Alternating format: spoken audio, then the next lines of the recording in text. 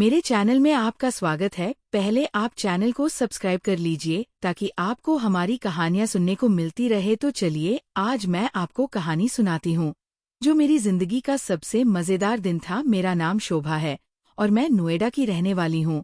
मेरी जिंदगी में हर दिन कुछ ना कुछ मजेदार जरूर होता है, पर उस दिन जो हुआ उसने मेरी सोच और सब्र दोनों की परीक्षा ले ली।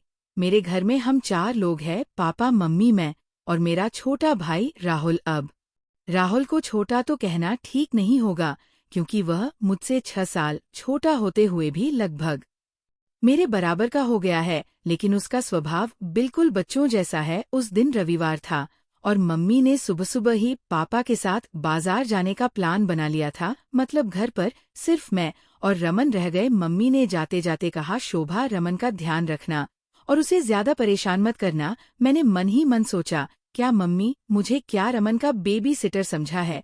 खैर, सुबह के काम निपटाने के बाद मैंने सोचा कि अब थोड़ा आराम कर लूं। रमन अपने कमरे में था और शायद गेम खेल रहा था। थोड़ी देर बाद मैंने देखा कि वह अपने बिस्तर पर लेटा हुआ है और गहरी नींद में सो रहा है। अब यहाँ कहानी में ट्विस्ट आता है। मैंने रमन को सोते हुए देखा और उसके मासूम चेहरे पर नजर गई। पता नहीं क्यों मुझे उसके शांत और प्यारे चेहरे को देखकर थोड़ी शरारत सूझी। सोते हुए भाई का देखकर मुझसे नहीं गया। मैंने 2 घंटे तक उसके चेहरे पर रंग लगाने और उसके बालों में छोटी छोटी चोटी बनाने का काम किया। मैंने सोचा कि जब वो उठेगा तो खुद को देखकर उसकी क्या हालत होगी।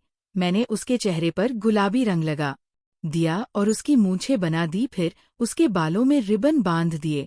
जब 2 घंटे बाद रमन उठा और खुद को आईने में देखा तो उसकी चीख पूरे मोहल्ले में गूंज गई, शोभा दीदी, ये क्या किया तुमने? उसने गुस्से में कहा। मैं उसकी हालत देखकर जोर से हंसने लगी। उसने दौड़कर मुझ पर हमला करने की कोशिश की, लेकिन मैं पहले ही भागकर रसोई में छिप गई थी। तुम्हें मम्मी पापा से शिकायत करनी पड़ेगी, रमन ने चिल्लाते हुए कहा। मैंने उसे शांत करने के लिए कहा, अरे मम्मी पापा आएंगे तो पहले उनकी हालत देखना। दरअसल जब मम्मी पापा बाजार से लौटे तो मैंने उनके लिए भी एक प्लान तैयार किया था। मैंने दरवाजे पर पानी से भरी बाल्टी रख दी थी। जैसे ही मम्मी ने दरवाजा खोला, बाल्टी गिर गई और मम्मी पापा दोनों पूरी तरह भीग गए। मम्मी ने गुस्से में कहा, शोभा, ये सब क्या है? और रमन तो वैसे ही मम्मी के पास जाकर शिकायत करने लगा। मम्मी दीदी ने मेरे चेहरे पर रंग लगा दिया और मेरे बाल खराब कर दिए। उस दिन घर में बहुत हंसी ठिठोली हुई। मम्मी पापा को गुस्सा जरूर आया, लेकिन बाद में जब मैंने सब कुछ ठीक कर दिया और रमन को उसके गेम खेलने का समय दिया तो सब कुछ सामान्य हो गया। लेकिन उस दिन की यादें आज भी मेरे चेहरे पर मुस्कान ले आती है। आखिरकार जो मजा शरारत में है वह और कहीं नहीं है। उन्होंने तुरंत मुझे बुलाया, शोभा, ये सब क्या किया तुमने? तुम्हें कोई काम नहीं है क्या? मैंने धीरे से कहा, मम्मी बस थोड़ी मस्ती कर रही थी। रमन को देखकर मेरे हाथ रुक ही नहीं पाए। पापा तो पहले से ही अपने कपड़े बदलने में व्यस्त थे, लेकिन मम्मी का गुस्सा कम होने का नाम नहीं ले रहा था। रमन बीच में कूद पड़ा, मम्मी दीदी को सजा दो, उसने मेरी जिंदगी खराब कर दी है। मैंने इतने मेहनत से अपने बालों को स्टाइल किया था और देखो ये क्या कर दिया। अब मुझे समझ आ गया था कि मामला गंभीर होता जा रहा है। मैंने जल्दी से मम्मी के पास जाकर कहा, मम्मी प्लीज ऐसा मत करो, मैं रमन के लिए जलेबी मनवाऊंगी, बस मामला यही खत्म कर दो। रमन की आंखें चमक उठी। उसने मम्मी की ओर देखते हुए कहा, ठीक है, लेकिन जलेबी मुझे पूरी चाहिए।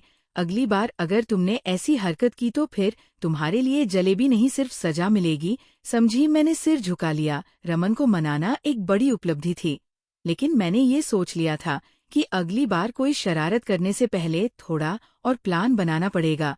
जलेबी आने के बाद घर का माहौल थोड़ा हल्का हो गया। राहुल जलेबी खाते खाते मुझसे बोला, दीदी तुम्हारी हरकतें भले ही अजीब हो लेकिन कभी कभी मजेदार होती है। मैंने उसे मुस्कुराते हुए कहा, बस यही तो मेरा टैलेंट है छोटे। लेकिन कहानी यही खत्म नहीं हुई। अगले दिन रमन ने मेरी सारी शरारतों का बदला लेने की ठान ली थी। सुबह सुबह जब मैं सो रही थी उसने चुपके से मेरे कमरे में आकर मेरे चेहरे पर काले रंग से मूंछें बना दी और मेरी चोटी के बालों में गुब्बारे बांध दिए। जब मैं उठी और आईने में खुद को देखा तो मुझे समझ में आया कि मेरे शरारती भाई ने मुझे कड़ी टक्कर दे दी है।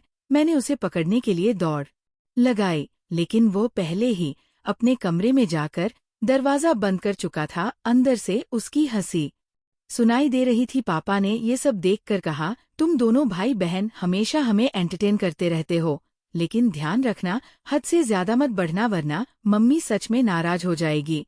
उस दिन से मेरी और रमन की शरारतें चलती रही, लेकिन हमने एक अनकहा समझौता कर लिया। हम एक दूसरे की शरारतों का बदला जरूर लेंगे, लेकिन उसमें किसी को चोट नहीं पहुंचेगी।